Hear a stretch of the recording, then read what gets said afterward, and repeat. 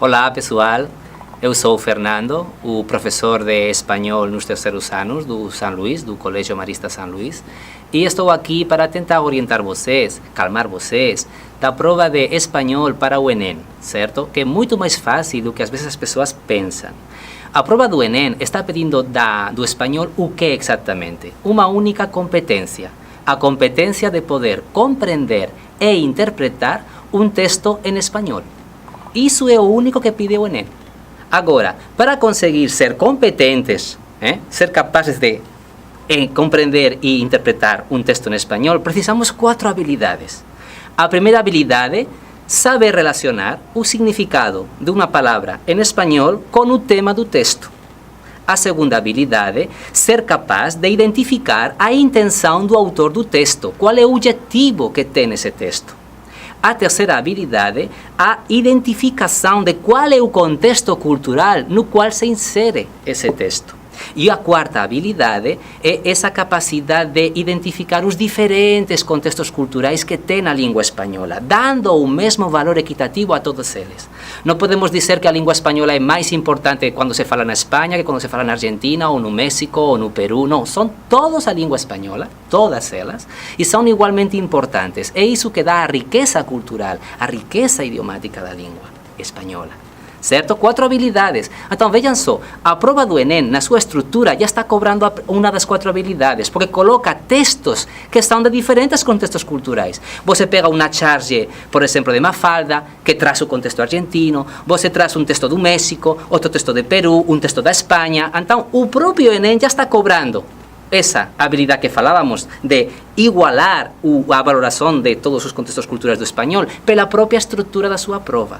Agora, quando você aborda cada questão especificamente, é importante que você defina qual é o contexto cultural específico dessa questão. Mas, minha gente, o Enem é muito bonzinho, porque o enunciado da questão e as alternativas de resposta são em português, minha gente. É muito fácil. Você, o primeiro que tem que fazer é ler o enunciado da questão com muita atenção, com muita concentração, para saber que é o que está pedindo especificamente essa questão. A questão é tão bonzinha que já ela explica um pouquinho do que fala o texto. Então, o primeiro que tem que fazer é ler o enunciado da questão. E a partir daí, sim, você vai no texto e lê para ver que palavras você entende. Que você não entende todas as palavras, não importa. Muitas palavras você infere o seu significado a partir do contexto da frase. E aí sim, uma única pegadinha que pode acontecer, muito cuidado com isso, os heterossemânticos, palavras que são iguais ou muito parecidas em espanhol e em português, mas têm um significado completamente diferente. Então você pode errar a interpretação, a compreensão de um texto em espanhol, se você pensa que uma palavra, igual que em português significa isso, também significa isso em espanhol. Não, minha gente. Por exemplo, exquisito. Exquisito em espanhol com X é uma conotação muito positiva. Esta sopa é muito exquisita, é muito gostosa, muito saborosa. Nada a ver com exquisito em português, que tem uma conotação negativa de uma coisa estranha, uma coisa... Podemos aplicar na comida, exquisita comida, muito gostosa, aplicar no estilo, no gosto pessoal de uma pessoa, que elegante essa pessoa é muito exquisita, tem um gosto muito sofisticado. Um exemplo. Então, vocês o que podem fazer? Na internet mesmo, muito facilmente, podem rapidamente tirar as principais listas de heterossemânticos para saber já quais são essas palavras que são diferentes no seu significado em espanhol e em português. E aí vocês evitam esses possíveis erros. Certo? A partir de aí, vocês podem aprofundar nas suas aulas de terceiro ano, aprofundar muito a revisão gramatical para identificar bem os pronomes, identificar bem os verbos, modo indicativo, subjuntivo, imperativo, tempos simples, tempos compostos, passado, presente, futuro. Mas isso realmente, pela proximidade das línguas espanhol e português, realmente você lendo vai contextualizar muito fácil. Então, o mais importante, não esqueçam, ler o enunciado da questão. A partir de aí, ler o texto e aí já respondem. Eu vou trazer aqui 2 exemplos de questões Enem, uma simulado estilo Enem e outra de uma própria questão Enem que apareceu em 2010, no primeiro formato da prova. Então, a primeira que vou trazer é um texto, é uma campanha publicitária que o próprio enunciado da questão já está dizendo, uma campanha publicitária do governo basco. O governo basco é um governo autônomo, uma comunidade autônoma da Espanha, do Estado espanhol. Então, está trazendo vocês... Já está explicado que pide o enunciado saber identificar qual é o público-alvo dessa campanha. Então, vocês têm que ir exatamente a identificar a quem vai dirigido isso. E aí vocês veem o texto en primer encabezado. Por que não os mesmos direitos? Por que não os mesmos direitos? E depois um pouquinho mais embaixo. Piensa bien tu opinión sobre la inmigración. Está en juego nuestra dignidad como pueblo.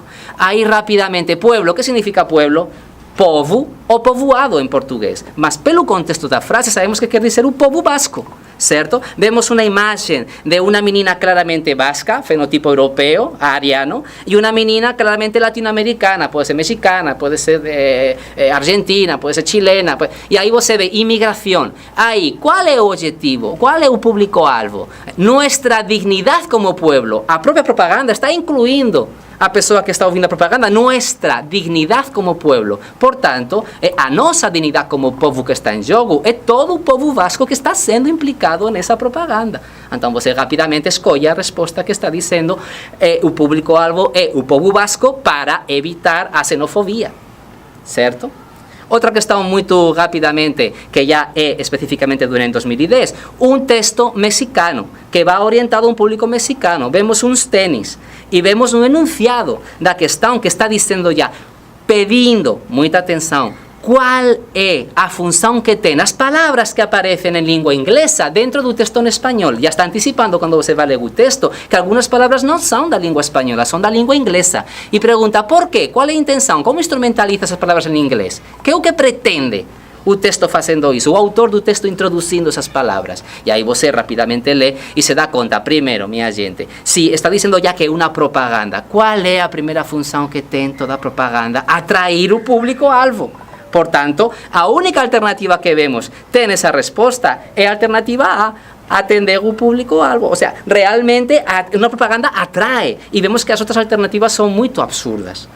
Realmente. E, además, você pode especificar que tipo de palavras utiliza. Fashion, look. Está falando de imagem, está falando de moda. Portanto, claramente podemos rapidamente ver que para um público mexicano que está querendo que além de comprar uns tênis esportivos sejam de um look sofisticado, seja moda também. E colocar alguns por exemplo, uns bolsos, não, para colocar algumas coisinhas quando você faz deporte, enfim.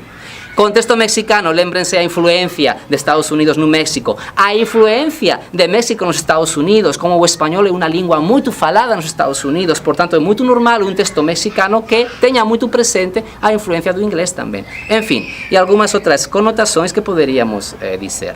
Portanto, resumindo, minha gente, o mais importante, fiquem muito tranquilos na hora da prova, descansem bem, durmam bem, porque o mais importante é ler com atenção e concentração o enunciado de cada questão. E a partir de aí é muito fácil responder e fechar as 5 questões. Muito bom, então muita boa sorte para o Enem, são todos vocês muito feras, muito sucesso e até pronto.